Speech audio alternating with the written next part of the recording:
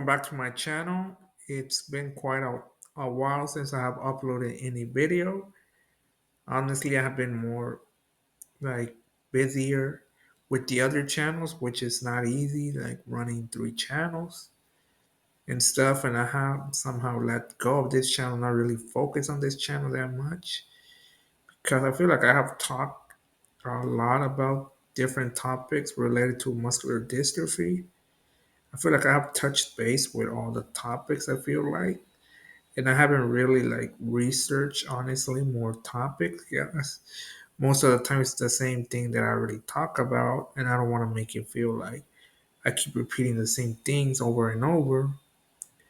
But today I was decided to do some research and see what articles I can find talking about muscular dystrophy, and I found one that I found interesting, and I feel like a lot of people will who are in this, journey having some type of neuromuscular disease, it can be from muscular dystrophy or any disability that lands in this category of neuromuscular disease. It says four key ways to support sibling of kids with neuromuscular diseases. It says a quick summary, a 5 second summary. It says we understand that navigating life alongside brother or sister with a neuromuscular disease can be challenging. Here, experts and families share four key ways to help siblings navigate emotion, build resilience, and feel included in the journey. Yeah, because having a sibling with a disability, it can be challenging depending if they're younger, older, doesn't matter. When they're younger, they might feel like their parent priority is their brother or sister who has a disability, but it's not that it's their priority and they don't care about you. It's because your brother or sister who has a disability needs more help than you do. You can be more independent, but some siblings can feel like when they're younger siblings that their parents care more about their brother and sister than they do, which is not true. Then if it's the other way around, if they're younger brother or sister and you're like in your teenage year or a little older, you might feel like ashamed of having a brother or a sister that has a disability. So it affects when you're younger, it affects, your siblings in one way, and when you're a little older, it affects them in another way. But it doesn't have to be like that, you know what I mean? It's like not their fault that they were born with this disability. I don't have any siblings, but I know people that have disability and have siblings. I've seen some are very close to them despite their disability. Some are not too close, some are not at all, but it all depends on how your parents explain your brother or sister's disability.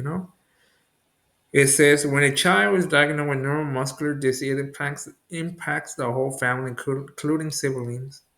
A child with neuromuscular disease generally requires extra healthcare visits and special care and attention for parents living with a sibling with a disability, often involves taking on extra responsibilities at home and cultivating awareness of accessibility inclusion outside the home. First and foremost, we recognize that siblings are on the journey too, with parents and the child who has the diagnosis. Emily Hall, director of the Sibling Support Project. It's important to give siblings the support they need to navigate the journey. Their three families share their experience, and Emily shares tips on helping siblings cope with emotion and build resilience. Open age appropriate communication. It says Caitlin was 5 when her little brother Danny was born. Doctor noticed some issue soon after his birth, and Danny was in ICU for about 7 weeks while doctor gave him nutrition and tried to determine the cause of his difficulty sucking and swallowing. Danny came home with a feeding tube, and a few months later, genetic tests revealed Danny diagnosed with Bethlehem Mopath. Caitlin began learning about the disease along with her parents.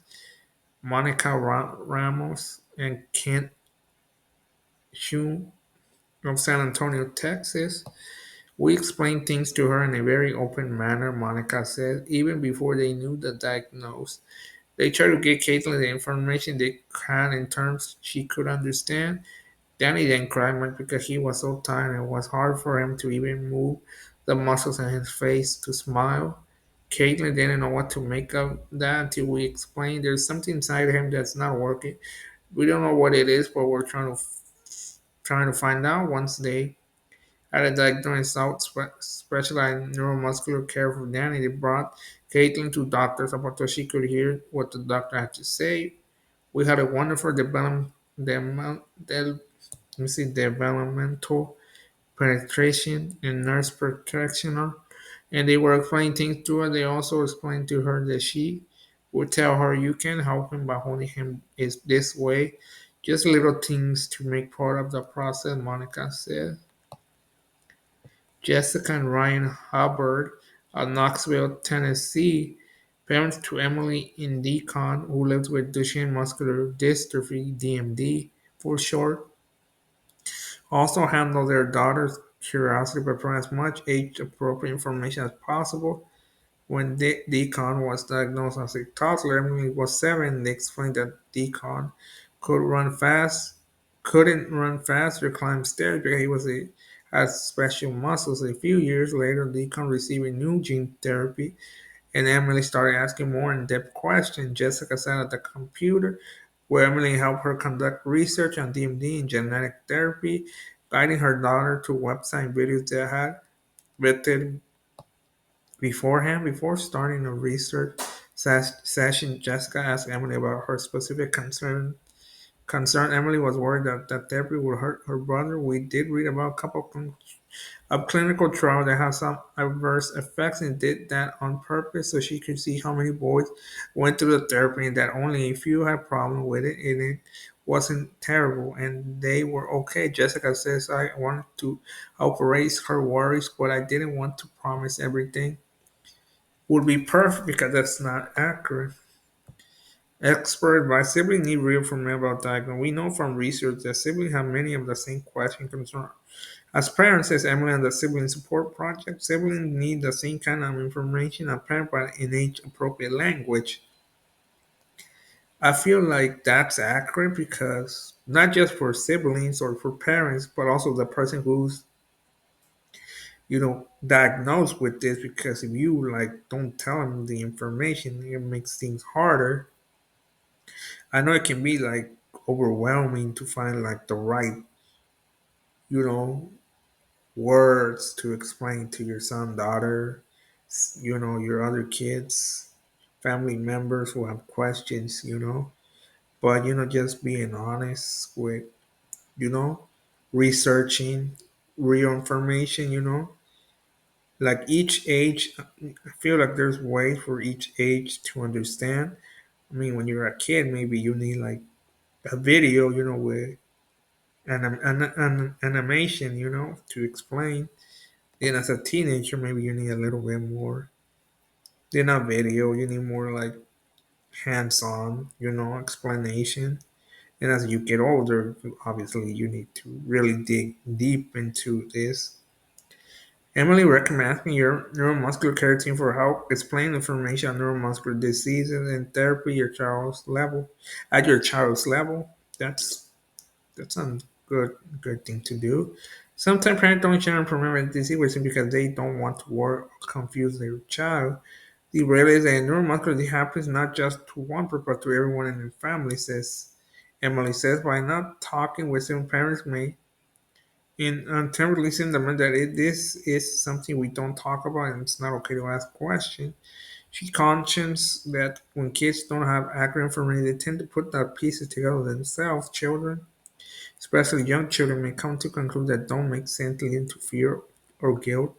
Of course, parents don't know all the answers, and it's okay to say that. It's very powerful for a parent to say a child, we don't know that right now, but they're going to do everything we can to work with a doctor. Finally says, honestly goes such a long way with children.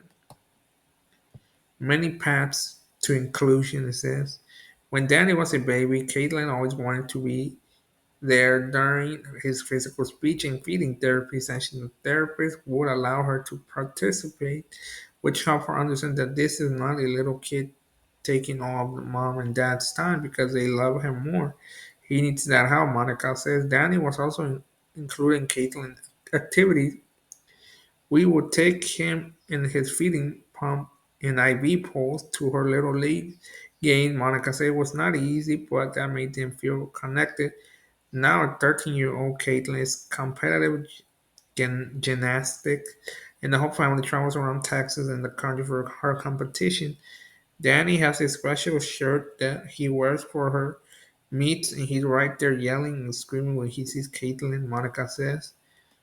Inclusion also means encouraging typical sibling relation and friendship.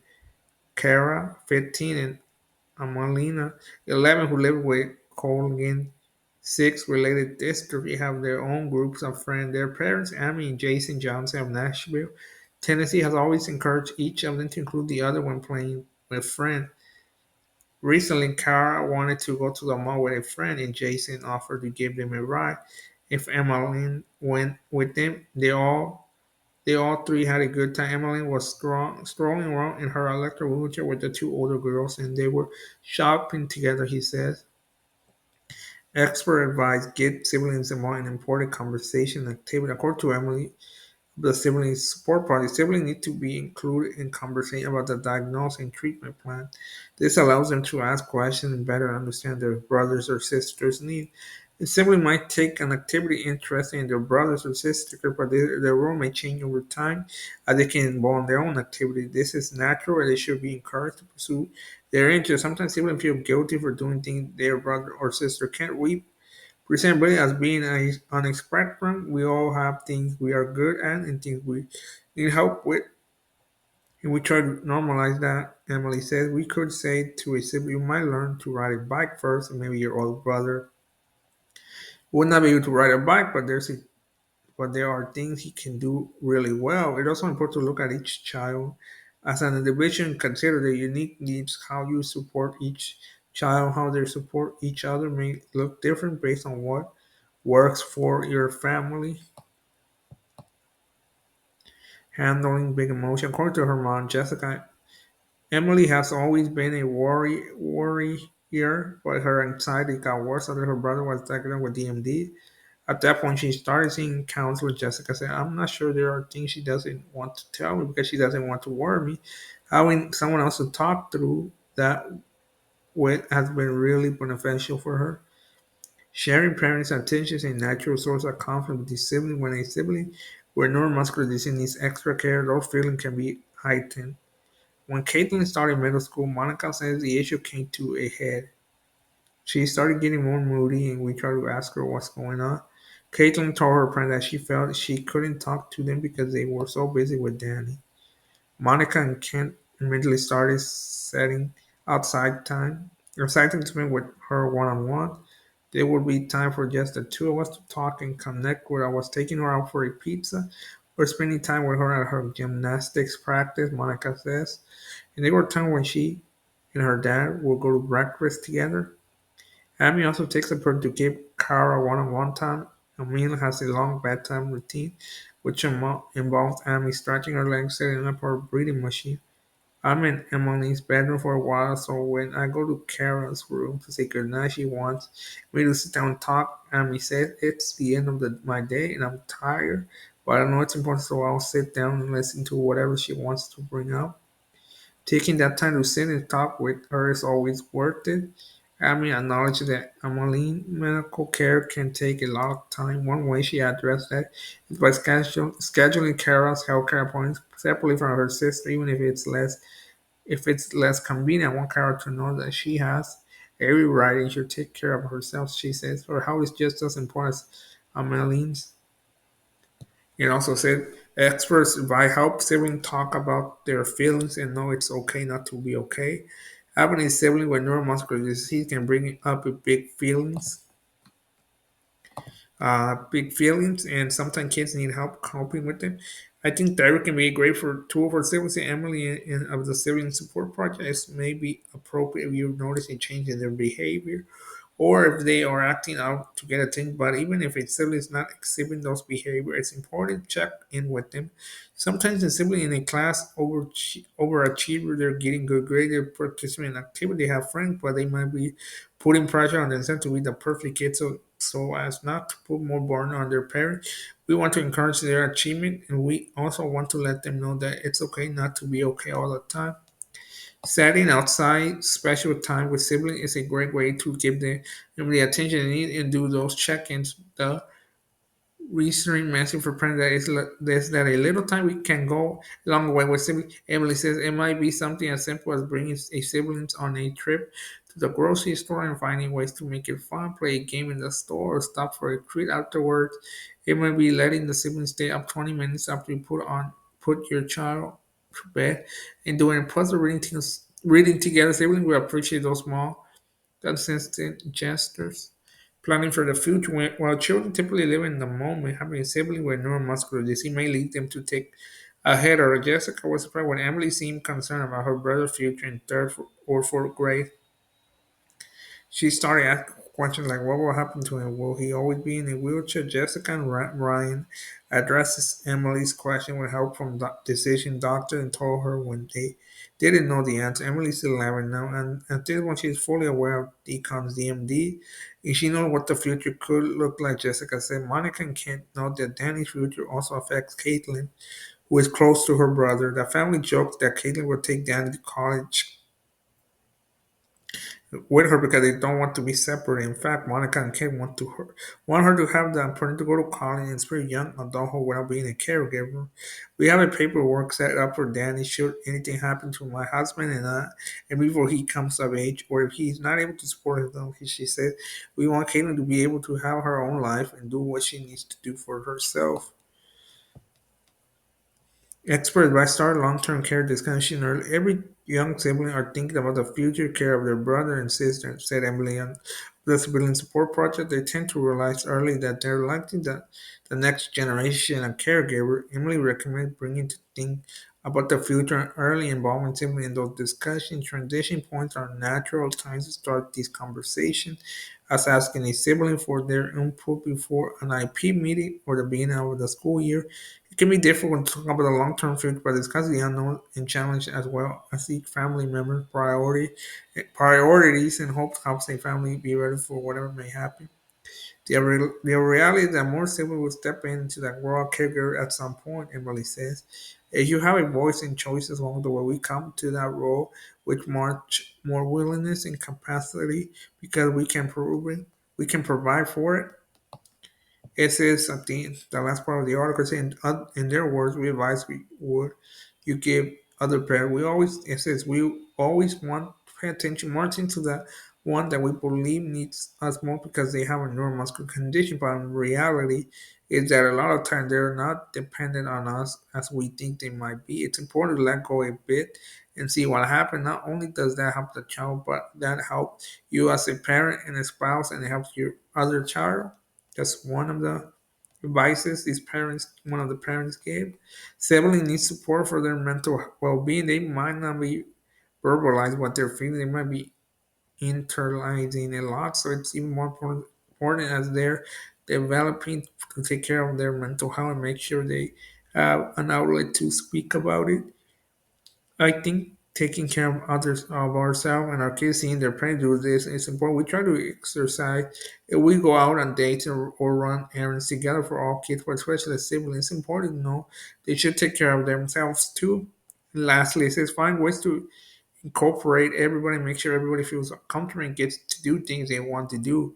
It may look different when you have special challenges, but I think if you face them all together as a family and talk through them, you'll make it work. So that's the end of the article. I hope you guys like this video. I feel like a lot of people who have siblings who are watching this video who have a sibling who has a disability might feel connected to this video or through this article as well, because you've been there, done that. So that's why I thought it was a great video to talk about. And that's it for this video. Thank you for watching. Don't forget to like, comment, subscribe, and hit that notification button. Until next time. I can feel the blood creeping up from the heathens. Got will, got fight, got pride.